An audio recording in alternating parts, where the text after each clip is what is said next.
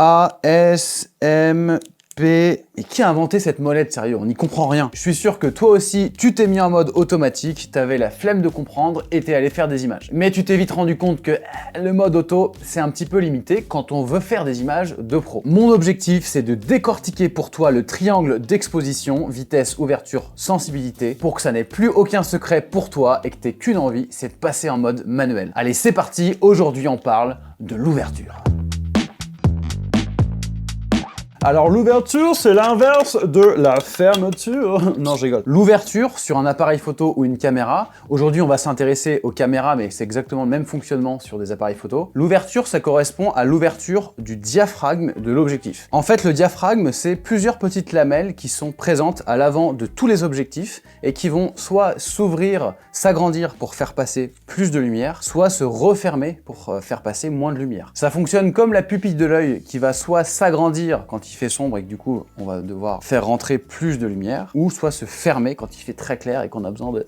quand on ouvre les volets le matin par exemple, voilà, il y a trop de lumière, hop, on ferme. Le diaphragme, c'est exactement la même chose. D'ailleurs, vous pouvez vous amuser à prendre votre appareil, ouvrir en grand l'ouverture et vous allez voir devant qu'il y a un petit cercle qui va se former et qui va s'agrandir, et si vous fermez, et ben vous allez voir ce cercle se rapetisser. Alors c'est important de savoir quantifier cette notion d'ouverture et de définir une échelle. C'est pour ça qu'on a créé un système de valeurs d'ouverture avec la lettre F et un chiffre juste à côté. Alors attention, c'est contre-intuitif. Plus le chiffre F va être petit, comme F2, plus ça veut dire qu'on va avoir une grande ouverture. Et à l'inverse, plus le chiffre F va être grand, par exemple F22, plus on va avoir une petite ouverture. Je vous montre comment ça se présente sur mon appareil. Donc déjà, pour contrôler mon exposition, je me mets en mode M, hein. Ça sera le cas pour la photo et la vidéo. En bas à gauche, on a le 50 qui est la vitesse. Sur la droite, on a les ISO qui sont à 200 et on a F8 pour l'ouverture. Si je tourne la molette pour agrandir le chiffre, et bah, je vais aller petit à petit vers le F22 qui est la fermeture maximale de cet objectif, c'est-à-dire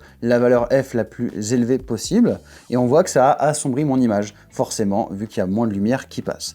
Maintenant, si j'ouvre et que j'augmente ce chiffre jusqu'à F1.8, qui est l'ouverture maximale de cet objectif, et bah du coup ça bloque, je peux pas aller plus loin, et surtout on voit qu'il y a beaucoup plus de lumière qui est du coup sur mon image. Ça me permet d'aborder un point, c'est que en général la fermeture maximale d'un objectif, c'est-à-dire le chiffre F le plus haut, ça va être le même, en général ça va être F22. Par contre, l'ouverture maximale, c'est-à-dire le chiffre F le plus petit qui va permettre de faire rentrer le plus de lumière possible, ça va varier en fonction des objectifs. Et ça, c'est quelque chose de très important à prendre en compte parce que c'est synonyme de qualité d'un objectif. Plus son ouverture maximale va être grande, plus il va être capable de faire rentrer beaucoup de lumière, même en conditions peu lumineuses, comme par exemple le soir ou si on fait une captation de pièces de théâtre. Du coup, en règle générale, les objectifs qu'on dit lumineux, c'est-à-dire qui ont une grande ouverture maximale, vont être plus chers. Pour savoir quelle est l'ouverture maximale d'un objectif, il suffit de regarder à l'avant de cet objectif, c'est écrit 1, 2 points avec un chiffre. Et bien ce chiffre, c'est l'ouverture maximale. Par exemple ici, 1, 2.18, ça veut dire que l'ouverture maximale, c'est F1.8. Alors que sur celui-ci, l'ouverture maximale, c'est F4.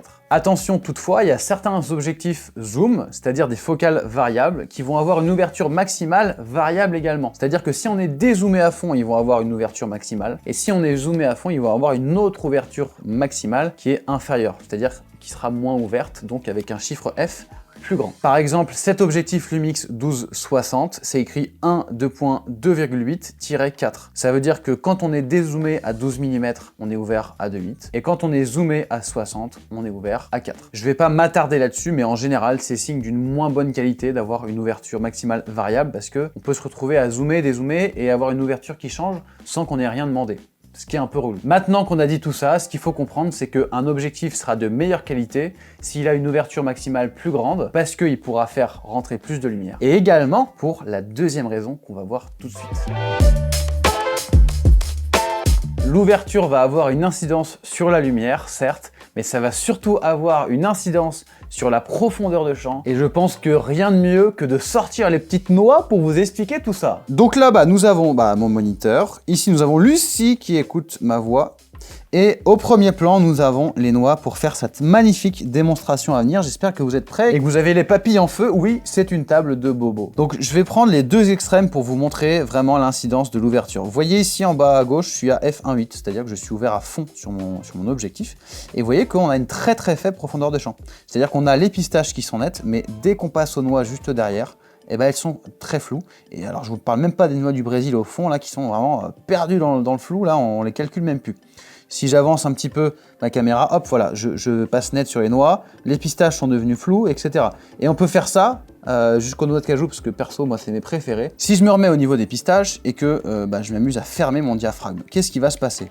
Et mon image va fortement s'assombrir, forcément. Donc du coup, qu'est-ce que je dois faire? Je dois augmenter avec un autre paramètre d'exposition, qu'on verra dans une autre vidéo. J'ai augmenté les ISO, donc on est revenu à un niveau d'exposition similaire. Mais est-ce que vous voyez la deuxième chose qui s'est passée?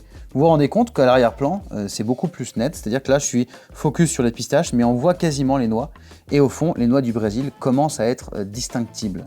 Et si je ferme vraiment à fond à F22, on va continuer de monter les ISO parce que c'est pas suffisant. Et là, miracle, les pistaches et les noix sont nettes. Ok? Et si je me mets sur les noix de cajou, en fait, on a l'impression d'avoir quasiment toutes nettes. Et ça, c'est une question de profondeur de champ. Plus mon diaphragme est fermé, plus la profondeur de champ est grande, c'est-à-dire moins je vais avoir de flou de premier plan et d'arrière-plan. Je vous remontre dans l'autre sens, je ne bouge pas, j'ouvre à fond mon diaphragme et je vais baisser mes ISO pour retrouver un niveau d'exposition similaire. Vous voyez que là, ma profondeur de champ est petite de chez petite, c'est étriqué, c'est-à-dire que on a une noix de cajou qui est nette, mais la noix de cajou suivante est floue. Donc c'est une profondeur de champ ultra réduite. Si on regarde des petits schémas, il faut bien comprendre que la profondeur de champ, c'est une question de distance entre l'objectif et notre sujet. On va faire la mise au point sur notre sujet et on va avoir une certaine zone qui va être nette avant le sujet et une autre zone qui va être nette après le sujet. En dehors de ces zones, on va être flou. Le fait de choisir une grande ouverture, ça va donc permettre d'isoler notre sujet par rapport à son environnement, ce qui peut être très intéressant pour des plans très esthétiques où on a envie d'avoir beaucoup de flou. C'est vrai que voilà, ça fait penser quand même au cinéma. Ou alors pour du face caméra ou de l'interview, par exemple ici, mon objectif de ce boîtier est ouvert à f2.8, ce qui fait que, alors oui, j'ai plus de lumière, mais je peux la remettre, et j'ai pas mal de flou d'arrière-plan, voilà, quand je le mets comme ça. Donc ça donne un effet assez sympa. Quand on fait de l'interview aussi, c'est toujours sympa d'avoir beaucoup de flou derrière. Mais attention maintenant, beaucoup de flou derrière, ça veut dire qu'on a une faible profondeur de champ. Si on a un autofocus performant, c'est valable. Maintenant, si on a un autofocus peu fiable, ou alors qu'on fait le focus à la main, attention, c'est peut-être mieux de fermer un peu le diaphragme pour avoir une profondeur de champ un peu plus grande et moins galérer à compenser la mise au point qui est très restreinte. Maintenant, si je viens toucher à mon boîtier et que je viens fermer à f22, et pour compenser tout ça, on va augmenter les ISO, et voilà, je suis toujours en face cam, mais mon décor derrière moi est complètement net. Alors, je suis fier de mon décor, hein. Franchement, ce matin, j'ai mis beaucoup de temps à mettre en place, notamment cette lumière-là. Mais je suis quand même fier de mon flou. Donc, du coup, désolé, le décor. Voilà, je trouve ça quand même plus esthétique. Maintenant, pour être tout à fait complet, j'ai parlé de l'incidence d'ouvrir le diaphragme à fond. Je voudrais également parler un petit peu de la zone entre F11 et F22. Vu que quand je ferme mon diaphragme, j'augmente ma profondeur de champ. C'est-à-dire que je tends vers avoir tout net dans mon image. C'est maintenant que l'origan rentre en jeu. Ne faites pas ça chez vous, hein, c'est réservé aux professionnels. Vous prenez un petit peu d'origan. Ça sent bon. Vous le mettez sur votre objectif.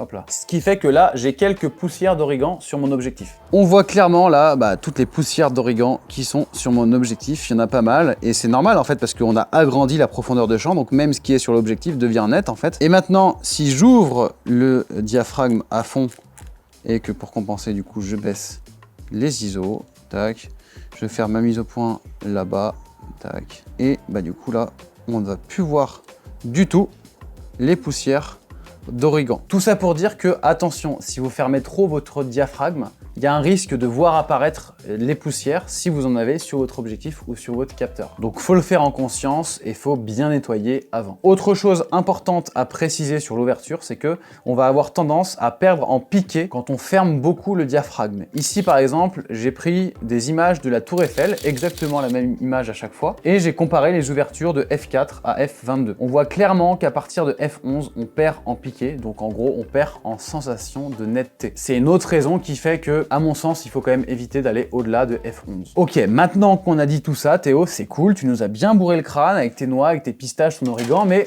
comment je règle mon ouverture?